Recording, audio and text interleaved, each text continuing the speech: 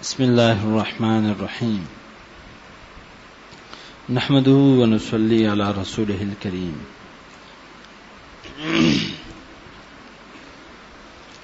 شیخ العرب العجم عارف باللہ حضرت مولانا شاکی محمد اختر صاحب رحمۃ اللہ علیہ کی ملفوظات مجالس علم و حکمت سے پڑھ کے سنایا جا رہا ہے. ارشاد فرمائے کہ حضرت ڈاکٹر عبدالحی صاحب رحمۃ اللہ علیہ نے فرمایا کہ دنیا میں گناہوں کی آگ لگی ہوئی ہے اور چاروں طرف یہ آگ پھیلی ہوئی ہے. اب یہ سوال پیدا ہوتا ہے کہ ہم آگ میں کیسے رہ سکتے ہیں؟ ہر قدم پہ آگ، باہر آدمی نکلے بازاروں میں ہر طرف عورتیں، اپنے گھر آدمی جائے تو خود اپنے جیب کے اندر آگ لگی ہوئی ہے، موبائل کی آگ لگی ہوئی ہے، اس میں ہر قسم کی فتنے، ایک بٹن دباؤ تو ہزاروں فتنے سامنے. آدمی جہاں جاتا ہے تو وہاں تو آگ لگی ہوئی ہے. اب فرمائے کہ سوال پیدا ہوتا ہے کہ ہم آگ میں کیسے رہ سکتے ہیں، یعنی آگ سے کیسے بچ سکتے ہیں؟ تو جواب یہ ہے کہ حضرت ابراہیم علیہ السلام کیسے رہے تھے آگ میں. ان کو بھی تو آگ میں ڈالا گیا تھا، ہر طرف سے آگ، تو وہ کیسے رہے تھے؟ یعنی بس ہم بھی ایسے ہی محفوظ رہ سکتے ہیں. اللہ کا نور گناہوں کی آگ کو ٹھنڈا کرتا ہے.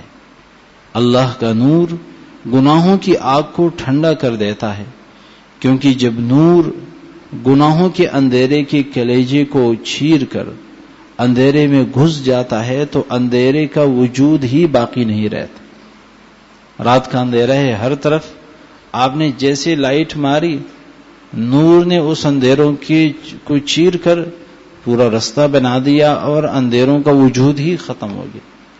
تو اس طریقے سے ہر طرف آگ لگی ہوئی ہے. اب یہ آگ کے اندر چلنا اور رہنا اب یہ کیسے ہوگا؟ جب اللہ تعالیٰ کی محبت کا نور، اللہ کے عشق کا نور، آپ صلی اللہ علیہ وسلم کی محبت کا نور ہمارے دل میں آ جائے. جیسے یہ دل میں آئے گئے پھر ہر طرف اندھیرے ہوں گے لیکن کچھ انشاءاللہ مسئلہ نہیں ہوگا.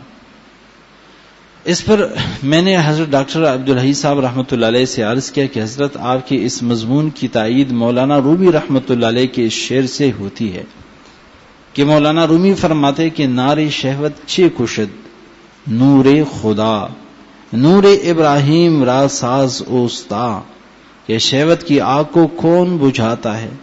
شہوت کی آگ اندر لگ گئی، اب کون بجھائے گا اس کو؟ مولانا رومی ایک ہی مصرے میں یہ سوال کرتے ہیں، پھر اسی چھوٹے سے مصرے میں جواب دیتے ہیں کہ نور خدا بجھاتا ہے، نور خدا بجھاتا ہے. اپنے اندر اللہ کے نام سے نوری خلیلی پیدا کرو، اپنے اندر اللہ کے نام سے نوری خلیلی پیدا کرو، پھر یہی آگ گلزار ہے. قلنا یا نار کونی بردا وسلاما علی ابراہیم. آگ میں جینا ہماری آبائی وراثت ہے. سبحان اللہ، آگ میں جینا ہماری آبائی وراثت ہے. ملت ابیکم ابراہیم، تمہارے ابراہیم ابا ابراہیم کی ملت، ان کا طریقہ ہے. آگ میں جینا ہماری آبائی وراثت ہے. اسی آگ میں تو اہل اللہ جی رہے ہیں. اگر تم اس آگ میں رہتے ہوئے اس سے بچے رہنے کو ناممکن کہتے ہو تو یہ اللہ والے کیسی معاشرے کی روش کے خلاف چل رہے ہیں اور مزے میں ہیں. بس ان اللہ والوں کے ساتھ ہو جاؤ تاکہ تمہیں بھی اس آگ میں رہتے ہوئے اس سے بچے رہنا اور گلستان قرب الہی کے مزے لوٹنا آ جائے. اس میں کس طرح مزے سے رہا جاتا. اللہ تعالیٰ اس ہمیں بھی عطا فرمائے. بس اس کا یہی ہے کہ انسان اللہ کی محبت حاصل کرے. اللہ کی محبت کیسے حاصل ہوگی؟ اللہ والوں کی صحبت، اللہ والوں سے پوچھ کے. جو ہمارے حضرات روزانہ ہمیں معمولات بتاتے ہیں کہ بھائی روزانہ کم از کم 100 مرتبہ کلمہ طیبہ اللہ تعالیٰ کا نام لو، اسم ذات، استغفار 100 مرتبہ درود شریف، اور تلاوت کا اہتمام، مناجات مقبول کا اہتمام، اور معمولات صبح و شام کا. یہ کیا ہے؟ صبح سویرے ان معمولات کے کرنے سے دل کے اندر ایک نور بڑھ جاتا ہے، نور پیدا ہو جاتا ہے. اب پورے دن آدمی چلتا رہتا ہے، اس نور کی برکت سے اس کی آنکھوں کی بھی حفاظت ہوتی ہے، اعمال کی حفاظت بھی ہوتی. تو لہٰذا ان معمولات کا اہتمام انتہائی ضروری. اور پھر جیسے قریب والے ہیں تو کم از کم روزانہ نہیں، ہفتے میں 2 مرتبہ. جو بہت دور والے ہیں کم از کم ہفتے میں 1 دفعہ اپنے شیخ کے پاس آدمی آ جائے، اس سے بیٹری چارج ہو جاتی ہے. جو طالب علم مدرسے میں پڑھ رہے ہیں شیخ کے پاس شب جمعہ میں آ جائے، بیٹری انشاءاللہ چارج ہو جائے گی، اور پھر پورے ہفتہ اس کے لیے رہنا سکون سے انشاءاللہ آسان ہو جائے گا. ایک اور ملفوظ حضرت والا کا ارشاد فرمائے کہ نور و ظلمت ایک جگہ جمع نہیں ہو سکتے. نور اور ظلمت، اندھیرے اور اجالے ایک جگہ جمع نہیں ہو سکتے. علم اللہ کا نور ہے. اگر کسی بندے سے گناہ ہو جائے اور اللہ اس سے ناراض ہو جائے تو نور علم چھن جائے گا اور مضامین کی آمد بند ہو جائے گی. امام شافعی فرماتے ہیں شکوت الی وکیع سوء حفظی، میں نے اپنے استاذ حضرت وکیع سے اپنے حافظے کی کمی کی شکایت کی.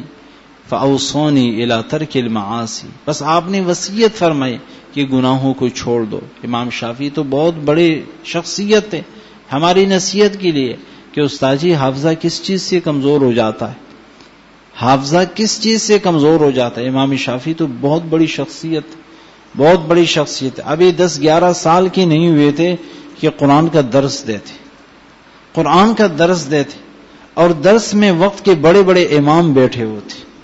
اللہ نے وہ مقام عطا فرما. درس دیتے ہوئے اچانک 2 چڑیا آپس میں لڑتے ہوئے زمین پہ گر گئی، جیسی چڑیا لڑتی ہے نا زمین پہ گر گئی. امام شافعی نے جیسے دیکھا تو فوراً قرآن مجید کو چھوڑ کے بڑے اور اس کے اوپر اپنی ٹوپی اپنی پگڑی رکھ دی. تو جو شاگرد بیٹھے تھے بڑے بڑے لوگ، انہوں نے اس بات کو کچھ اچھا محسوس نہیں کیا کہ اتنا درس دیتے ہوئے اور آپ نے یہ کام کیا. تو جیسے واپس آ گئے بیٹھ گئے تو ان کو اندازہ ہوا کہ لوگوں کو میری یہ حرکت بری لگی. تو فرمانے لگے کہ بھائی الصبی صبی، بچہ تو بچہ ہی ہوتا ہے، وَإِن كَانَ نَبِيًّا، اگرچہ نبی ہو. اگر میں نے بچوں والی حرکت کی تو ابھی تمہیں کوئی بڑا زیادہ عمر تو نہیں ہے، ابھی 10-11 سال کا ہوں، بچہ ہوں. اگر ایسی میں نے حرکت کی، آپ لوگ کیوں اس کو محسوس کرتے، کیوں محسوس کرتے ہیں؟ اللہ تعالیٰ بعضوں کو تھوڑی سی عمر کے اندر کیا نوازتے ہیں. ایک بہت بڑے امام اپنے قوم سے آگے جا رہے تھے، چونکہ اللہ نے بچپن میں ان کو بہت نوازا. قوم سے آگے جا رہے تھے تو کسی نے طنز کے انداز میں کہا کہ بچہ تمہاری عمر کیا ہے، تمہاری عمر کیا ہے کہ ابھی قوم سے آگے چل رہے ہو، اپنی پوری قوم سے آگے چل رہے. تو انہوں نے کہا کہ میری اس وقت عمر اتنی ہے، اتنی میری عمر ہے. جب حضرت اسامہ بن زید رضی اللہ عنہ کو حضرت آپ صلی اللہ علیہ وسلم نے لشکر کا سپہ سالار بنایا تھا، اس وقت جن کی جتنی عمر تھی میری بھی اتنی عمر ہے.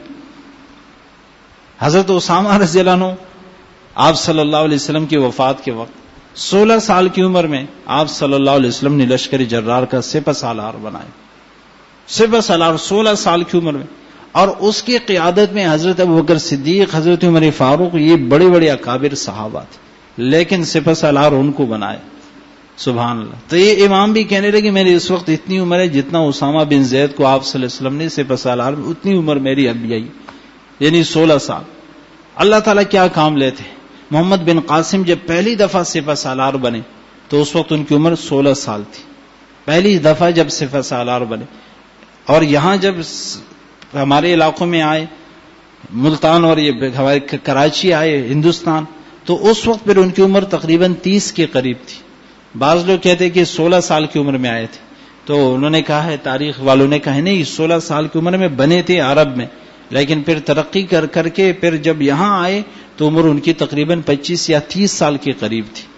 تو عرض کر رہا تھا کہ امام شافعی بہت بڑی شخصیت، بہت بڑی شخصیت، اللہ نے ہر اس کے اندر ان کو بڑی مہارت عطا فرمائی. تو میں نے ترجمہ کرتا ہوں کہ میں نے اپنے استاد سے پوچھا کہ حافظہ کس چیز سے کمزور ہو جاتا ہے، تو استاد نے نصیحت کی کہ گناہ سے حافظہ کمزور ہو جاتا ہے.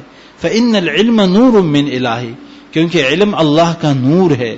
ونور اللہ لا یعطى لعاصی، اور اللہ کا نور کسی گنہگار کو نہیں دیا جا سکتا، اللہ کا نور کسی گنہگار کو نہیں دیا جاتا. تو لہذا علم کے ساتھ گناہوں سے بچنا انتہائی ضرور ہے. انتہائی ضروری، ورنہ علم کا برکت ختم ہو جاتا ہے، اور یہی گناہوں سے بچنا اللہ والوں کی صحبت سے ممکن ہو جاتا ہے۔ ایک اور ملفوظ ہے حضرت والا کا،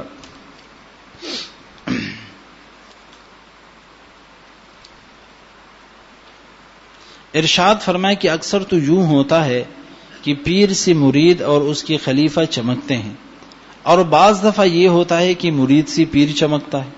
تاریخ اولیاء اس کی شاہد ہے۔ حضرت جنید بغدادی، امام غزالی اور بابا فرید الدین عطار رحمۃ اللہ علیہ کی پیر کو کوئی جانتا بھی نہیں، اور ان حضرات کو حق تعالی نے چمکا دیا۔ بعض دفعہ مرغی کے نیچے ہما کا انڈا ہوتا ہے، مرغی کے پروں کے نیچے ہما کی تربیت ہوتی ہے، یہ بھی ایک پرندہ۔ اللہ میاں کیا کرا دیتے ہیں، لوگ سمجھتے ہیں کہ یہ بچہ بھی مرغی ہے، لیکن جب وہ بڑا ہوتا ہے اور اس کے سائے سے لوگوں کو بادشاہت ملنے لگتی ہے، یہ خیال ہے، تو اس سے تعلق رکھنے والوں کو معلوم ہوتا ہے کہ یہ تو ہما ہے۔ ہمارا ایک خیالی پرندہ ہے جس کے بارے میں کہا جاتا ہے، ہما ایک خیالی پرندہ ہے جس کے بارے میں کہا جاتا ہے کہ جس کے سر پر سے گزرے وہ بادشاہ بن جاتا ہے۔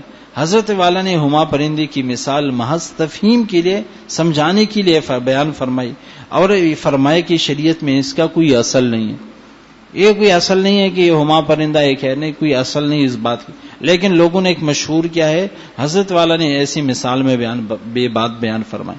اس طرح بعض دفعہ معمولی پیر کی تربیت میں ایسے شخص اللہ تعالیٰ دیتے ہیں کہ آگے چل کر جس کی نسبت مع اللہ پیر سے بھی زیادہ بڑھ جاتی ہے، گویا یہ مرغی کے نیچے ہما کا انڈا رکھ دینا ہے۔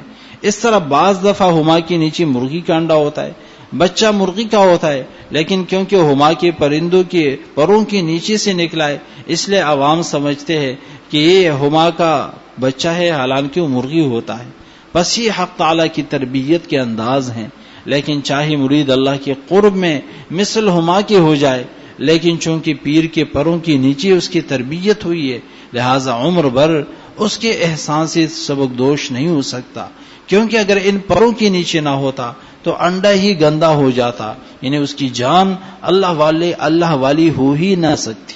اس وجہ سے ہمیشہ جہاں جہاں سے آدمی تربیت پائے، جہاں سے خواہ استاد ہو یا شیخ ہو، ہمیشہ ان کے ساتھ محبت اور عقیدت کا تعلق رکھنا چاہیے۔ آج حضرت والا کے پاس کوئی فون آیا، حضرت والا نے اس فون پہ فرمایا، جس کا بھی فون ہو، لیکن فون پہ حضرت نے فرمایا کہ بھائی میں نے تو اپنی وصیت نامے کے اندر یہ بات لکھی ہوئی ہے کہ حضرت والا شیخ العرب العجم رحمۃ اللہ علیہ، مولانا مظہر صاحب دامت برکاتہ، اور ان کی قیامت تک کی نسلوں کا غلام بن کے رہنا، ان کے ساتھ محبت کا تعلق رکھنا، ان کا ادب و احترام کرنا، اور یہ بھی فرمائے کہ میں نے اپنی نسل کو، اپنے بچوں کو بتایا کہ آپ اپنی اولاد کو یہ وصیت کریں گے، اور پھر ان کو بھی یہ وصیت کرے کہ ہمارے شیخ کی یہ اولاد ہے، ان کی اسی طرح ادب و احترام اور محبت، اور یہی محبت والا معاملہ رکھ۔ فرمائے وہ ان کو کہے کہ وہ اپنی اولاد کو وصیت کرے۔ سبحان اللہ۔ اللہ تعالی ہمیں بھی اپنے مشائخ کی قدردانی کی توفیق عطا فرمائے۔ وآخر دعوانا الحمدللہ رب العالمین۔